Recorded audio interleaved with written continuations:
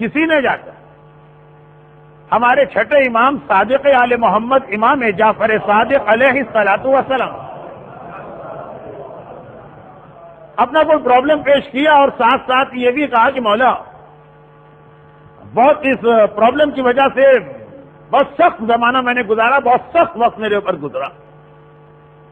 تو امام نے تو اس کے لیے جو دعا بتائی تو بتائی. اس کے بعد یہ دیکھا کہ گیدرنگ اس دن زیادہ تھی. امام نے ایک مرتبہ ارشاد فرمایا کہ میں اپنے ماننے والوں سے جب 4 قسم کی کمپلینٹس یا شکایتیں سنتا ہوں تو مجھے بڑی حیرت ہوتی ہے. جب کوئی آ کر مجھ سے یہ کہتا ہے کہ فرزند رسول مجھے جاب کا یا بزنس کا یا کوئی کاروبار کا یا رزق کا مسئلہ، الفاظ بھی ہوتے ہیں وہ بیان کرنے والے کے ہوتے ہیں، رزق کا مسئلہ، میں رزق کی وجہ سے پریشان ہوں، تو امام کہتے ہیں مجھے بہت حیرت ہوتی ہے اپنے ماننے والے کی اس کمپلین. یا جب کبھی کوئی آ کر کہتا ہے کہ فرزند رسول مجھے ظالم حکمران سے بہت ڈر لگ رہا. دیکھیے یہ دوسری اور تیسری چیز کے درمیان فرق ہے، اس کو ذہن میں رکھیے. ظالم حکمران، یہ صدام کا زمانہ کسی کو مل جائے، شاہ ایران کا زمانہ کسی کو مل جائے تو مجھے بڑی حیرت ہوتی ہے. اسی طرح جب آ کر کبھی کوئی یہ کہتا کہ دشمن بہت پریشان کر رہے ہیں، ظالم حکمران الگ چیزیں جو گورنمنٹ کے لیول کی ہوتی ہے، ایک ہوتی ہے عام معاشرے کی دشمنی ہے. یہ بھی بڑا مسئلہ ہے، جس کو پیش آ جائے اس کو اندازہ ہوتا ہے. دشمنوں کے پرابلمز بہت زیادہ ہیں، برداشت نہیں ہو پا رہے، مجھے بڑی حیرت ہوتی ہے. اور اسی طرح جب آ کر اپنی کوئی بھی مصیبت کوئی بیان کرتا، عربی میں مصیبت کے لیے اگرچہ لفظ مصیبت بھی عربی کا ایک لفظ آتا ہے ہم، کل ہم و غم سینجلی، یا لفظ ہم دعائے حدیث کسا میں بھی آتا. ہم کوئی مصیبت، کوئی پرابلم، کوئی پریشانی، مجھے بڑی حیرت ہوتی ہے. اچھا اب اس کے اندر ذہن میں یہ رکھیے گا کہ امام نے کہا کہ سرپرائز، حیرت، یہ نہیں کہا کہ میں ماننے والے کی پریشانی دیکھ کے پریشان ہو جاتا ہوں تو میں حیران ہوتا ہوں. اب یہ دونوں لفظوں میں ٹیکنیکل فرق ہے. پریشان وہ آدمی ہوتا جو آپ کی پریشانی کو دیکھ رہا ہے، آپ سے محبت کرتا ہے، آپ سے کوئی اٹیچمنٹ ہے، وہ آپ کو دیکھتا ہے کہ آپ اتنے بڑے پرابلم میں آ گئے، وہ بھی آپ کو دیکھ کے پریشان ہو گیا، پھر آپ کی ہیلپ کے لیے کچھ کرتا. اور حیران کا لفظ الگ ہے. حیران اسے نہیں کہتے، حیران اسے کہتے کہ آپ نے دیکھا کوئی آدمی کسی پرابلم میں، اور یہ بھی آپ نے دیکھا کہ اس پرابلم کا سولوشن اس کے برابر میں رکھا ہوا، اور وہ سولوشن کو استعمال نہیں کر رہا. آپ حیران ہو گئے کہ اس کو ہوا کیا، اس کی عقل کو کیا ہوا.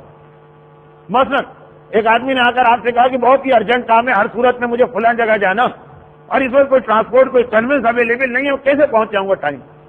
آپ نے دیکھا واقعہ اس کے پاس خود بھی گاڑی نہیں ہے، جہاں پر وہ کھڑا ہے نہ کوئی بس آتی ہے نہ ٹرین. اس کی پریشانی دیکھ کے آپ پریشان ہو.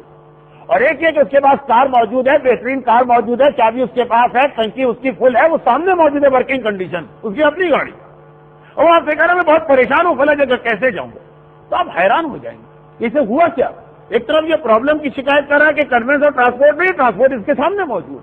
اب امام نے یہاں پہ یہ نہیں کہا کہ میں پریشان ہوتا ہوں، امام نے کہا میں حیران ہو جاتا ہوں اس مومن کو دیکھ کر جو کہتا ہے مجھے رزق کا پرابلم، جو کہتا ہے مجھے ظالم بادشاہ کا پرابلم، جو کہتا ہے کہ دشمن میرے اوپر بہت زیادہ پریشر ڈال رہے ہیں، جو کہتا ہے میں کسی مصیبت میں گرا ہوا. اب مجمع کے لفظ حیران اور لفظ پریشان کا فرق جانتا تو اتنی تفصیل کی ضرورت نہ پڑی. مجمع کو پہلے ہی جملہ سنتے ہی مجمع نے کہا مولا تو آپ حیران کیوں ہوتے ہیں. کہا اس لیے کہ ان چاروں پرابلم کا سلوشن تو اتنا اچھا اور اتنے جلد نکلنے والا مومن کے پاس موجود ہے، آخر اسے یوز کیوں نہیں کرتا. پانی پانی شکایت کر رہا، بوتل ہاتھ میں، درد درد، پین پین شکایت کر رہا، پین کلر سامنے پڑی، گاڑی گاڑی نہیں اور گاڑی اس کے سامنے ورکنگ کنڈیشن میں. امام کہہ رہے میں اس لیے حیران ہوتا ہوں. اب مجمع پریشان ہوگی. کہا مولا یہ 4 پرابلم کا سلوشن کیا ہے، ہمیں تو بتائیے، ہمیں خود بھی آج تک نہیں پتا. کہا سنو، یہ 4 پرابلم ایسے ہیں جن کا سلوشن قرآن کی 4 آیتیں، اور یہ 4 آیتیں اس لیے ہیں کہ یہ جو 4 آیتیں اس سے فوراً ملی ہوئی آیتیں، بلکہ اسی آیت کا نیکسٹ پارٹ وہ خود بتا رہا ہے کہ کتنا بڑا سلوشن. لوگوں کی سمجھ میں بات نہیں آ رہی. کہا مولا مسئلہ رزق کا مسئلہ. کہا سنو، میری سمجھ میں نہیں آتا کوئی مومن اپنے رزق کی کمپلین کیسے کر سکتا جبکہ اس کے پاس سورہ کہف کی آیت موجود، ما شاء اللہ لا قوت الا باللہ. یہ سورہ کہف کی آیت. اور دیکھیے ہمارے لیے، آپ کے لیے امام کا اتنا کہہ دینا کافی، مگر نہیں، امام اپنی بات کو پروو کر رہے ہیں قرآن ہی کی آیت سے. کہا دیکھو یہ آیت ما شاء اللہ لا قوت الا باللہ، یہ کتنا بڑا سولوشن ہے رزق کا، کیونکہ اس کے فوراً بعد خدا نے کہا فَعَسَىٰ رَبِّي أَن يُؤْتِينَ خَيْرًا، بالکل ملی ہوئی آیت ہی کا سیکنڈ پارٹ فَعَسَىٰ رَبِّي أَن يُؤْتِينَ خَيْرًا۔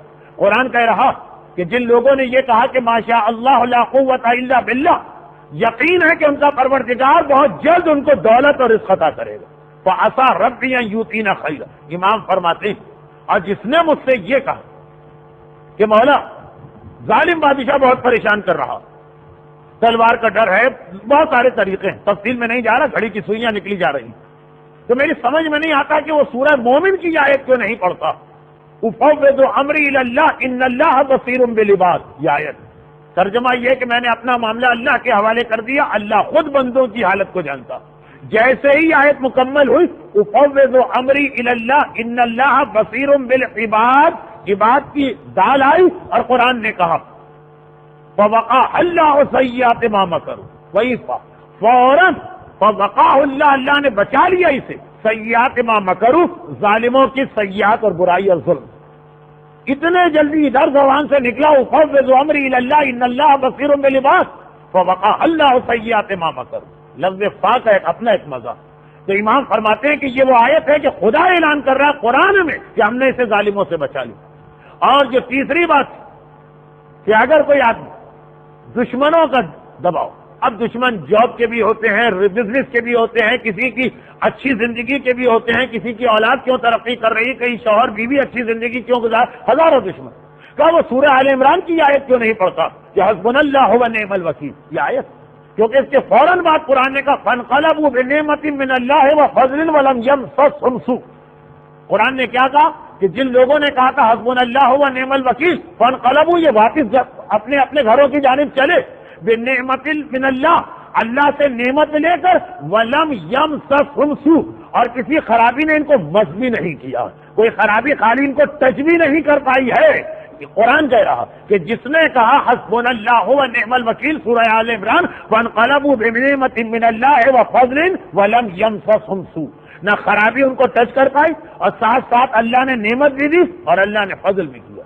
اور خلاصہ یہ کہ جب کوئی مومن آ کے کہتا ہے مولا میں بڑی پریشانی میں ہوں، تو آخر وہ آیت کیوں نہیں پڑھتا کہ لا الہ الا انت سبحانک انی کنت من الظالمین، اس لیے کہ جہاں یہ آیت مکمل ہوئی ظالمین کا نون آیا، قرآن نے کہا فاستجبنا له ونجیناہ من الغم وکذالک ننجی المؤمنین، کہ جس نے اپنی زبان پہ لا الہ الا انت سبحانک انی کنت من الظالمین جاری کیا، فاستجبنا له، ہم نے اس کو جواب دیا، جس نے ہم کو کال کیا اس آیت سے ہم نے اس کو جواب دیا، وَنَجَّيْنَاهُ مِنَ الْغَمِّ، اور ہم نے اسے غم اور پریشانی سے نجات دی، وَكَذَلِكَ نُنْجِي الْمُؤْمِنِينَ، اور خالی حضرت یونس کو نہیں، اس طرح ہم ہر مومن کو نجات دیتے ہیں۔ تو امام فرماتے درود بھیجے محمد والے محمد،